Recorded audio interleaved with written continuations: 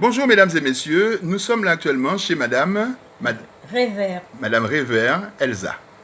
Alors Madame Révert Elsa va nous raconter un petit peu ce qu'elle a vu en 1947, parce que vous avez assisté, vous l'allez le dire vous-même, aux obsèques de...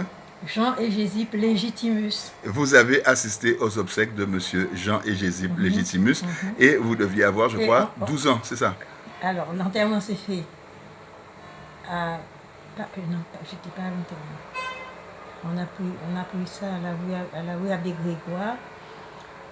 Et on est monté. Il y avait du monde, il y avait du monde, il y avait du monde. Il y avait du monde. Ouais. Wow. On a les photos, on a retrouvé les photos. Il y avait du monde. Hein? Il y avait du monde. Toute la rue Frébeau, toute la rue. La rue Frébeau. Et ça a contourné sur le boulevard et on est monté au machin.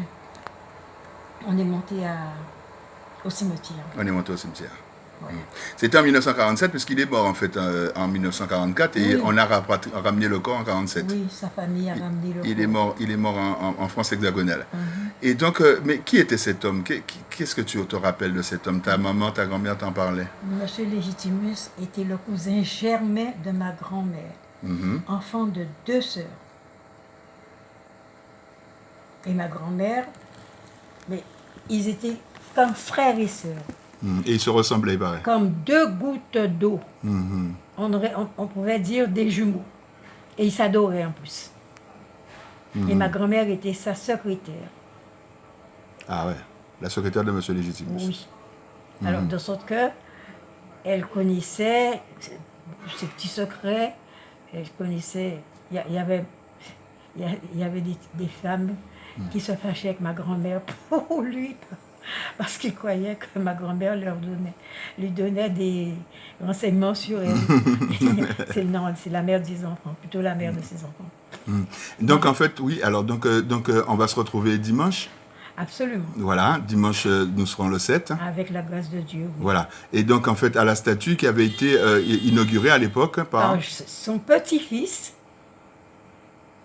Hégésippe Légitimus. Qu'on surnommait Hégésippe. Hégésippe. Et qui est à l'origine de FR3. Il était le directeur à l'époque de FR3. Et il est à l'origine de RFO. Il a créé RFO pendant qu'il était directeur de FR3. Voilà. Donc voilà, donc, et il se trouve en fait que, je crois que c'est M. Hégésippe Légitimus qui est le père ou le grand-père de Pascal. Monsieur Légitimus. Hégésippe de RFO, je crois que c'est le père de grand-père de Pascal. Ah non, c'est son neveu. C'est son neveu. Ah d'accord. C'est l'enfant de son frère. Enfin, donc en fait, Pascal Légitimus est l'arrière-petit-fils. L'arrière-petit-fils. De Monsieur Hégésippe Légitimus. Oui, voilà. D'accord. C'est l'enfant de... Non. C'est son petit-fils. Parce que c'est l'enfant de son fils. C'est l'enfant de son fils. D'accord. Et donc en fait, donc on reprend. Donc en fait, on donne rendez-vous. Vous donnez rendez-vous en fait à tout le monde, quelle que soit l'obédience. Tous ceux qui peuvent venir, tous ceux qui ont un souvenir, d'un homme qui en a entendu parler ou qui ont envie de savoir. D'un homme qui a été le père quand même, qui est le père du socialisme en Guadeloupe. Il a été le père du socialisme. Il a créé le vrai socialisme comme Jean Jaurès. Il a créé le socialisme en Guadeloupe comme Jean Jaurès. Donc voilà, donc ce n'était pas je voudrais dire quelque chose. Oui, allez-y, madame. Il a créé cette société-là sans l'aide de personne.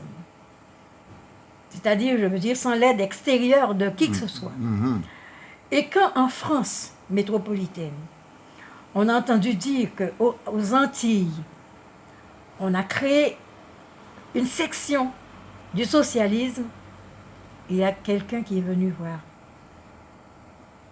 Il y a un blanc qui est venu pour représenter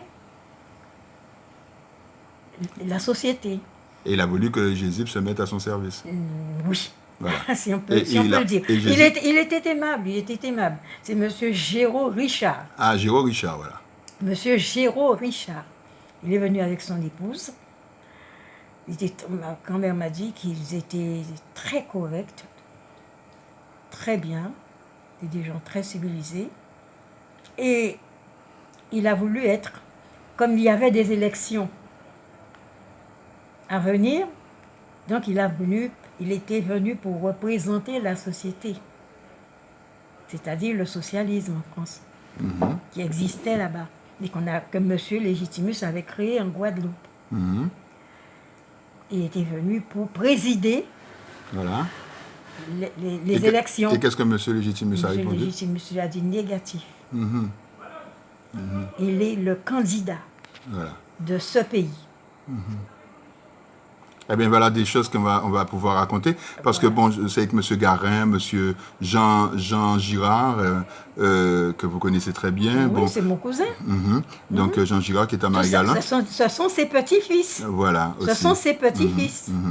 Bien, écoutez, on va interrompre parce que, bon, là, de toute façon, on a un temps. Et il y a d'autres personnes qui ont d'autres choses à dire aussi. Voilà, il y a beaucoup de choses à dire. Et on essaie de faire court, on essaie de faire des petites prises de parole courtes pour aujourd'hui. Et puis le dimanche, on ira un petit peu plus en avant. Et petit à petit, au fur et à mesure, on ira de plus en plus en avant, plus en profondeur. Eh bien, je vous remercie infiniment. Noyau vous remercie. Et en fait, Noyau en l'antenne, en fait. Et à bientôt. Noyau à dimanche. Noyau en l'antenne, c'est le nom de